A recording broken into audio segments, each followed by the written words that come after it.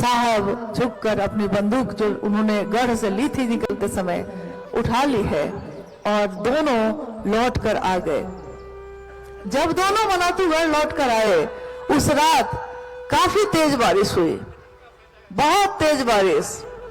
और साहब का सरकारी आवास था पाटन में।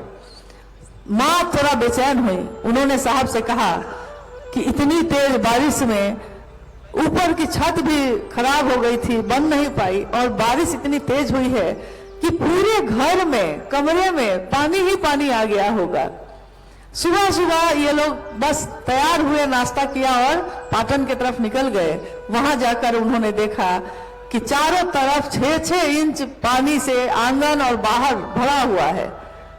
तो देखकर उन्होंने समझा कि जब बाहर इतना पानी जमा है तो घर के अंदर कितना होगा, क्योंकि छत तो खुली हुई थी।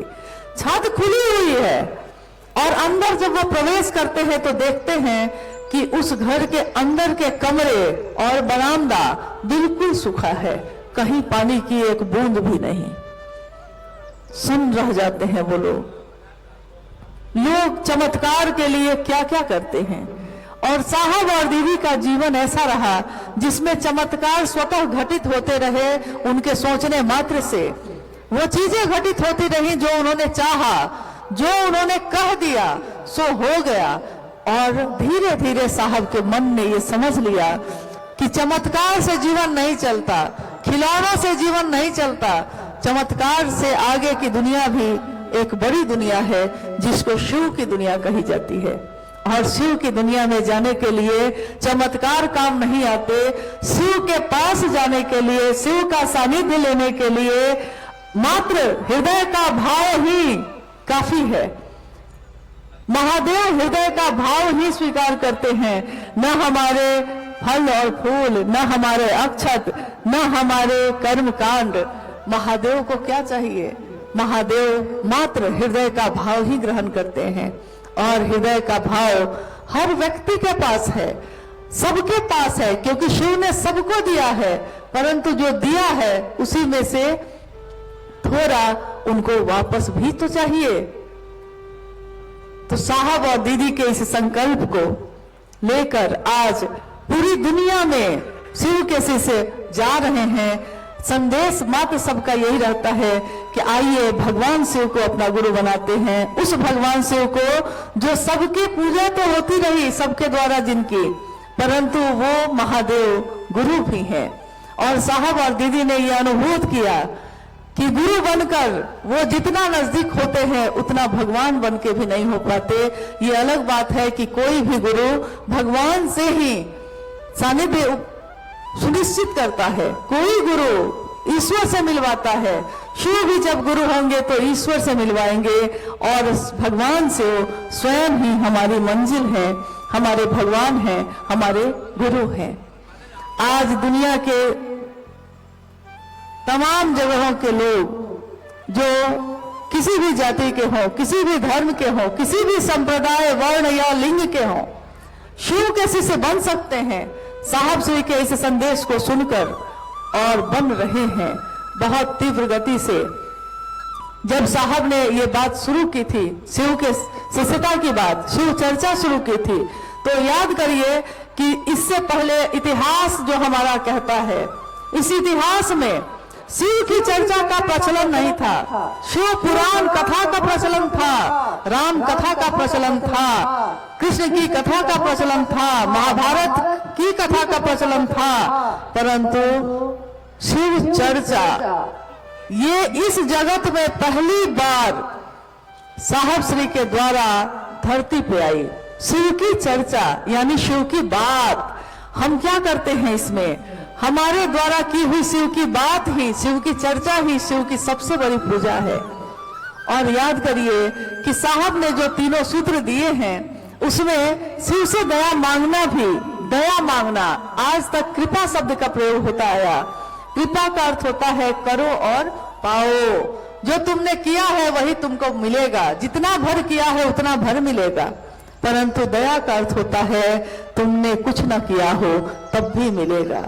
हमारे भाई जो अभी भजन गा रहे थे, एक बड़ा सुंदर भजन इन्होंने गाया था, जो जिसकी पंक्तियां मुझको अक्सर याद रहती है, जिसमें ये गाते हैं, और ये सिर्फ भजन या गीत नहीं है, ये हमारे दिल की आवाज है, ये हमारे जीवन की आवाज है कि जे कभी शास्त्रों पुराणों में पढ़ रहे, जिन लोगों ने कभी शास्त्र का अध्ययन नहीं किया, जिन्होंने कभी पुराण का अध्ययन नहीं किया, जे कहियो शास्त्रों पुराणों न पढ़ लई हिंदी अंग्रेजी न, जिसने कभी हिंदी और अंग्रेजी के अक्षर को भी लिखना पढ़ना नहीं सीखा, से चर्चा धूरझार करे छे, से चर्चा धूरझार करे छे, मतलब खूब खूब करता है, 12 महीने में न 12 महीने शिव की चर्चा हमारे मुख से निकलती ही रहती है। ये ना मेरी ताकत है ना आपकी ताकत है, ये ताकत है उन साहब और दीदी की जिन्होंने महादेव का रास्ता दिखाया है, महादेव का दर्शन कराया है। आइए हम सभी शिव के शिष्य उस महादेव का दर्शन करें, जो इस धरती पे, यहाँ इसी स्थान पे जिन्होंने साहब और दीदी को दर्शन दिया था और जिन्होंने कहा था कि घर को मसान ना बनाना, मत बनाना। हमको आपको भी ये संदेश है कि घर को, गृहस्थ आश्रम को भी बहुत सुंदर बनाना है। जो अपने घर को सुंदर नहीं बना सकता वो दुनिया को सुंदर क्या बनाएगा।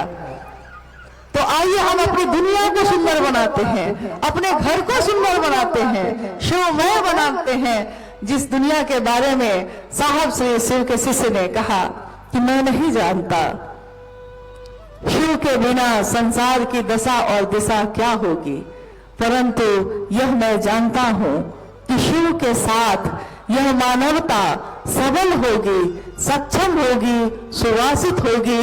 अस्तु, आओ चले शिव की ओर। कहाँ फंसे हैं हम सब अपने धरती में, चलना ही है तो चलिए शिव की ओर, बनना है तो बनिए शिव, जीना है रहना है तो शिव बनकर रहिए, जैसा उन्होंने अपने आचरण से दिखाया है। और आज इस धरती पे भी उन्हीं के कारण हम और आप सब इकट्ठे हुए हैं। तो आप सभी गुरु भाई और गुरु बहन से, जिन्होंने आज की ये यात्रा तय की है, मनातू की ये यात्रा आपके जीवन की यादगार यात्रा बन के रहे। दीदी का पूरा परिवार यहाँ उपस्थित है, साहब और दीदी का ये परिवार जो आज शिव शिष्यों के लिए एक होकर खड़ा है। महादेव की असीम दया सब पे बरसती रहे कि ये सब एक बन के खड़े रहें और आने वाले लोगों का इसी तरह स्वागत और बात करते रहें। ये धरती गौरवान्वित होती रहे और यहाँ आने वाले हर व्यक्ति को लगे कि वो अपने घर आया। अपने घर से लौटते समय जिस तरह आंखों में आंसू होते हैं और हृदय भरा हुआ रहता है, आंखें डबडबाई हुई रहती हैं और मुख कुछ बोल नहीं पाता, आज इस मनातू की धरती से विदा होते समय भी हम सबके हृदय में ऐसा ही भाव है। इस मिट्टी को हम नमन करते हैं, जिस मिट्टी में कहते हैं ना कि आओ बच्चों तुम्हें दिखाएं, आओ भाई तुम्हें दिखाएं। मिट्टी इस मनातू ग्राम की, इस मिट्टी को नमन करो। ये मिट्टी है बलिदान की, ये साहब और दीदी के जीवन की जगह है। इस मिट्टी को हम प्रणाम करते हैं और आप सभी से ये अनुरोध है कि जब आप यहाँ से प्रस्थान करेंगे, अभी बहुत धीमे धीमे कदमों से पहले पीछे के लोग धीरे धीरे जाएं, फिर आगे के लोग धीरे धीरे जाएं और तब तक अभी भजन चलते रहेंगे। जब तक आप लोग सुरक्षित अपने घर ना पहुंच जाएं, तब तक सावधान रहिए, अच्छे से जाइए और शुभ यात्रा आपके जीवन की भी और आपके लौकिक घर लौटने की भी। आप सभी गुरु भाई गुरु बहन के चरणों में मेरा प्रणाम है, आप सभी को मेरा प्रणाम है।